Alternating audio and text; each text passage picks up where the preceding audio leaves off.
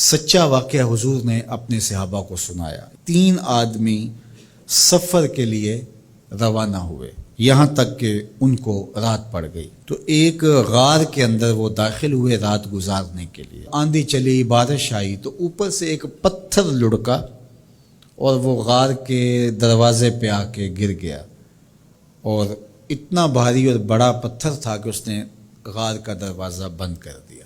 انہوں نے آپس میں بات کی اور کہا، تم اس غار میں پھنس گئے ہو، اب یہاں سے نکل نہیں سکتے مگر یہ کہ تمہارے وہ عمل جو محض اللہ کی رضا کے لیے تم نے کیے ہیں، ان اعمال کا وسیلہ دے کے اللہ سے دعا مانگو۔ ان میں سے ایک آدمی نے کہا، اللہ میرے ماں باپ بوڑھے تھے، اور میں جب بھی بکریاں چرا کر کے آتا تو میں دودھ دو کر کے سب سے پہلے اپنی ماں کو اور اپنے باپ کو پیش کرتا۔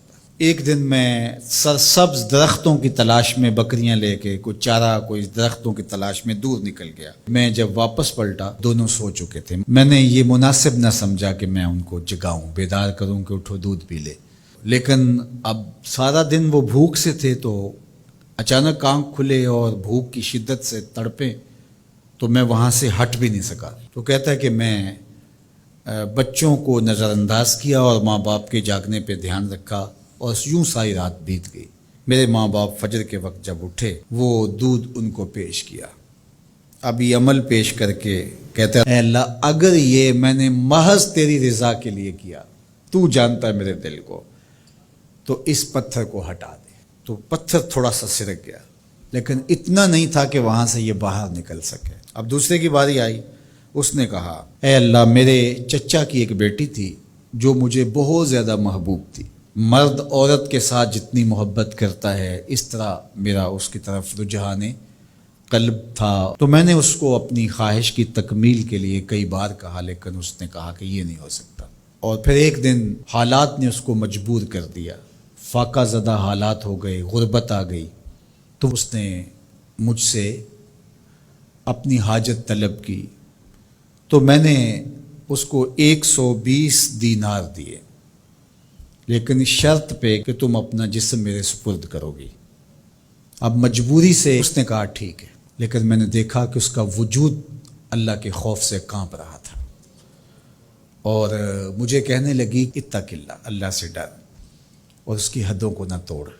میری خواہشات تو پگلی تھیں، آرزویں تو بےتاب تھیں، اور میں اس کی قیمت بھی ادا کر چکا تھا، لیکن اس کا یہ جملہ کہ اللہ سے ڈر، تو میں نے تیرے سے ڈر کے اس کو چھوڑ دیا، اور جو اس کو میں نے 120 دینار دیے تھے وہ بھی اس کے پاس رہنے دیے۔ اللہ میرے اس مخفی عمل کو تو ہی جانتا ہے، تو اگر میں نے تیری رضا کے لیے ایسا کیا تو اس پتھر کو ہٹا دے۔ تو پتھر تھوڑا سا ہٹ گیا، سوراخ تو زیادہ ہو گیا، لیکن ابھی بھی وہاں سے گزرنا ممکن نہیں تھا۔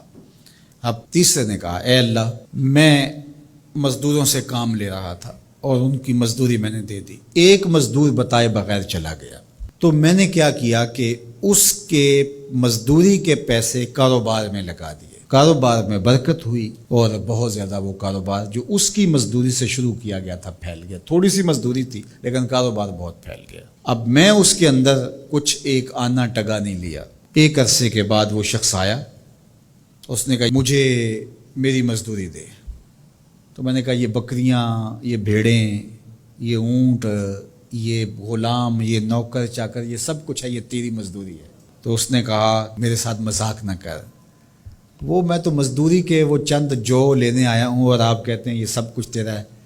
تو اس نے ساری صورتحال بتائی، تو اس نے وہ ساری بکریاں، وہ سارے اونٹ، ساری گائے اور سارے غلام ہانکے اور چل دیا۔ کہا اے اللہ اگر یہ عمل میں نے تجھے راضی کرنے کے لیے کیا تھا تو پتھر کو ہٹا دے۔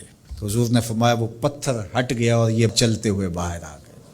جب اللہ کی رضا کے لیے کام کیے تو مشکلوں سے نکلنے کے راستے ملتے۔ ایک روایت میں آتا ہے، جو آسانی کے وقت اللہ کو فراموش نہیں کرتا، اوکھے ویلے اللہ اس کو فراموش نہیں کرتا۔ ہم تو کسی مصیبت میں پھنسے تو چالاکیاں کرتے ہیں، کوئی چالاکی، کوئی مکر کہ اس سے نکلیں۔ تو مصیبت میں پھنسیں تو دعا کے لیے ہاتھ پھیلا لیں اور اچھے اعمال کا اللہ کی بارگاہ میں وسیلہ پیش کریں۔ تو زندگی میں ایسا ذخیرہ اعمال کا جمع کرو کہ جب مشکل بنے تو ان اعمال کا وسیلہ پیش کر کے مشکلات سے نکلنے کا راستہ ملے.